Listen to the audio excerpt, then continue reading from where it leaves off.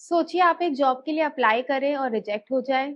आप bank loan के लिए अप्लाई करें और आप रिजेक्ट हो जाएं और आपको वजह ही ना मालूम हो कि आप क्यों रिजेक्ट हुए हैं। अब सबसे बड़ा सवाल यहाँ पर ये है कि इस रिजेक्शन के लिए किसको ब्लेम किया जाए, एआई डेवलपर के लिए, कंपनी के लिए जिसने ये एआई यूज किया, या गवर्नमेंट के लिए।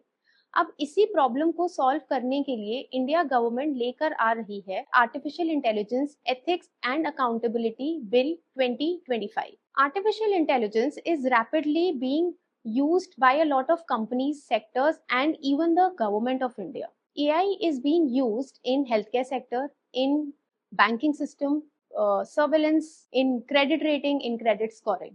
The real challenge over here a lot of time is क्या ये systems hack किए जाते हैं या जा सकते हैं। There is a lack of transparency, हमारी privacy violate हो सकती है और algorithm काफी biased हो सकती है आपके लिए। अब इन सारे issues को handle करने के लिए government ने introduce किया Ethics and Accountability AI Bill 2025, which will help us to address all of these challenges responsibly. The bill proposes a creation of National AI Committee which would be formulated by experts from various sectors which can be law, human rights, policies and technology. कुछ AI systems को high risk category में रखा जाएगा जो कि होंगे law enforcement, healthcare sector, hiring, processes और credit score ratings.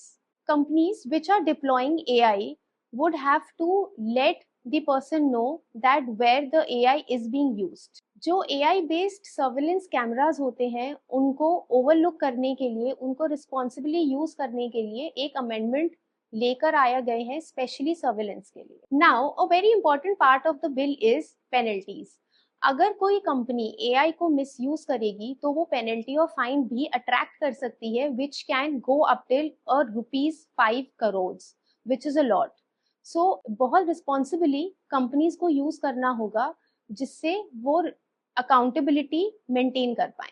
India is one of the largest growing economies और AI is everywhere and everybody is using it in various sectors, be it healthcare, be it law enforcement, be it banking system. So it is very essential कि हम इनको overlook करें और ये responsibly use करे जाएं और जो इनको use कर रहे हैं those can be accounted for any privacy concerns that you might face. So इस बिल का मेजर गोल रहेगा इनोवेशन और प्रिवेसी को बैलेंस आउट करना। अब फ्यूचर AI ही है और AI हमारे फ्यूचर के डिसीजंस को बिल्कुल ओवरलुक करेगा और डिसीजन मेकिंग अथॉरिटी भी रखेगा। तो एक ये बहुत बड़ा कंसर्न है कि आगे चल के फ्यूचर में जहाँ जहाँ AI यूज हो रहा है हम उसको रिस्पॉन्सिबली यूज कर रहे हैं और उसके लिए कोई अकाउंटेबल है। So let us know your thoughts on this amendment that Government of India is bringing in. Put down your comments in the comment section below, and if you like the video, follow for more. Stay tuned with Right Direction with CA Disha.